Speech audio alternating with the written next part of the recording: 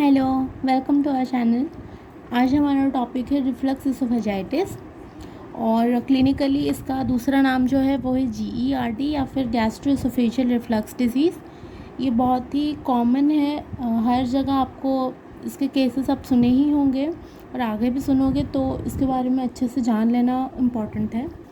तो इसको भी हम वैसे ही एज अ माइंड मैप या एज अ फ्लो चार्ट ही पढ़ेंगे ताकि वो अच्छे से याद हो। सबसे पहले शुरू करेंगे डेफिनेशन से। रॉबिन्स में इसका डेफिनेशन लिखा है कि this the reflux of gastric contents into lower oesophagus causing inflammation.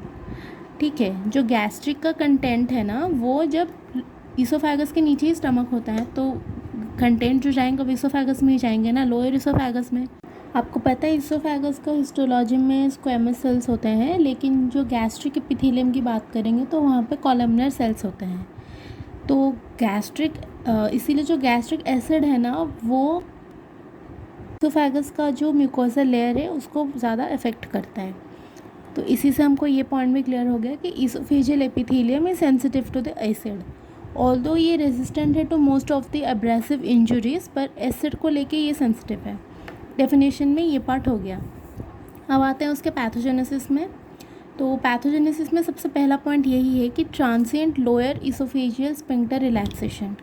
मतलब इसोफेगस और स्टमक के बीच में जो स्फिंक्टर होता है ना, लोअर इसोफेजियल स्फिंक्टर, अगर वो ज़्यादा रिलैक्स्ड रहा या फिर ट्रांसिएंट रिलैक्स्ड भी रहा, तब भी वैगल पाथवेज से या फिर गैस्ट्रिक डिसेंशन से गैस्ट्रिक कंटेंट्स इसोफेगस में लीक कर सकते हैं।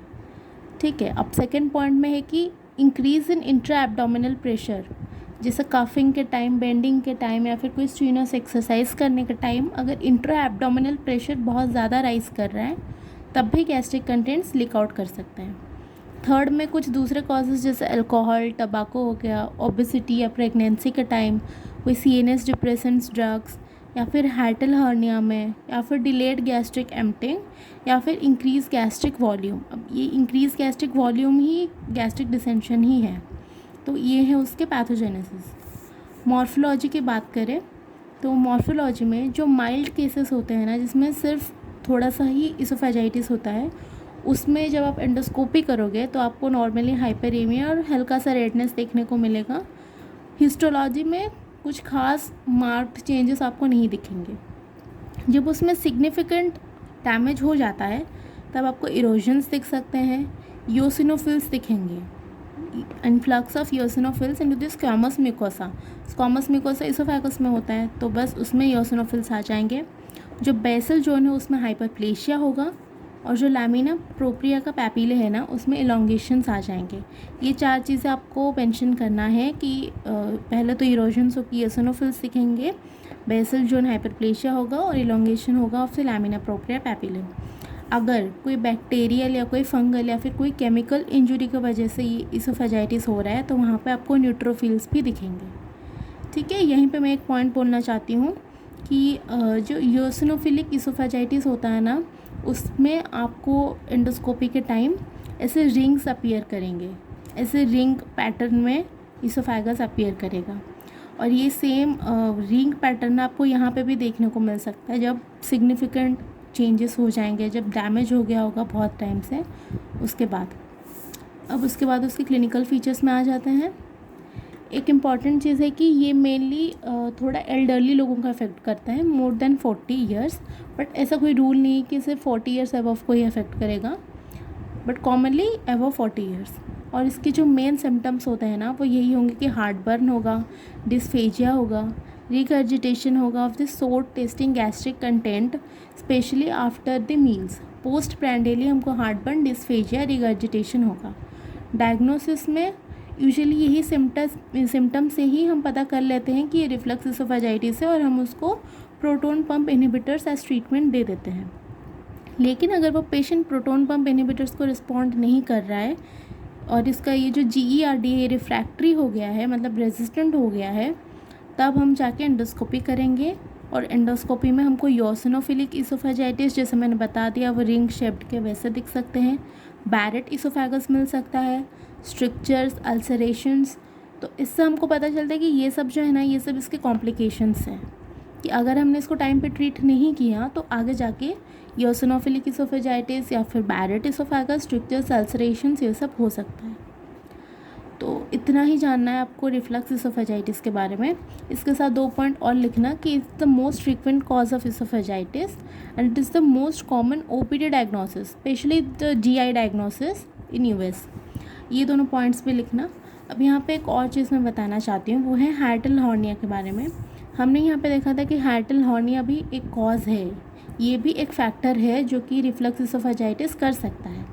तो उसके बारे में थोड़ा सा देख लेते हैं। हार्टल हॉर्निया के जो सिम्टम्स हैं ना वो बिल्कुल सेम है जीईआरडी के साथ ही, बिल्कुल सेम है। बस इसमें ख़ास बात ये है कि ये ज़्यादा सिम्टमेटिक नहीं होता, मेनली ये असिम्टमेटिक होता है। लेस देन 10% लोगों में ये सिम्टमेटिक है। और ये जो हार्टल हर्निया है इसका जो टाइप है वो है स्लाइडिंग टाइप। स्लाइडिंग टाइप का मतलब क्या है, जो डायफ्राम का क्रूरा है ना वो पैरेलली होगा, बीच में जो गैस्ट्रो इसोफेजियल जंक्शन होगा वो हॉर्निएट करेगा इनटू थोरैक्स। अब अगर ये इसोफेगस है और यहाँ पे हमारा गैस्ट्रिक है, स्टमक है, तो वो ऐसे ही इनटू द थोरैक्स हॉर्निएट करेगा। मैंने इसका एक पिक्चर गूगल से लेके भी नीचे डिस्क्रिप्शन में लिंक दिया है, आप उसके थ्रू जाके एक बार चेक कर सकते हो कि स्लाइडिंग टाइप हॉर्निया किसे कहते हैं। उसी में पैराइसोफेजियल हार्टल हॉर्निया भी है। पैराइसोफेजियल मतलब पैरेलल टू इसोफेगस। तो अब यहाँ पे जो हॉर्निया होगा ना वो यहाँ होगा, ठीक है, समझ रहे हो, इसमें हॉर्निया यहाँ होगा और हार्टल हॉर्निया में with in the oesophagus into thorax वहाँ पे होगा। तो आपको बस नाम मेंशन कर देना है इसमें कि एक होता है हार्टल हॉर्निया, दूसरा होता है पैराइसोफेजियल हार्टल हॉर्निया, जिसमें defect lies in the phreno oesophageal membrane. Phreno मतलब डायफ्राम और इसोफेगस के बीच का जो मेम्ब्रेन है ना वहाँ पे डिफेक्ट लाई करता है। हार्टल हॉर्निया में गैस्ट्रो इसोफेजियल जंक्शन के बीच में डिफेक्ट लाई करता है। तो बस इतना ही था।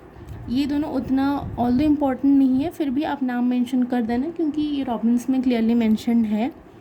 तो अगर रिफ्लक्स इसोफेजाइटिस शॉर्ट नोट आता है तो उसमें आप सेम वे में definition, pathogenesis, morphology, clinical features और थोड़ा इनके बारे में मेंशन कर लेना। अगर आपने हिर्सप्रंग डिजीज़ वाली वीडियो नहीं देखी तो उसको भी देख लेना।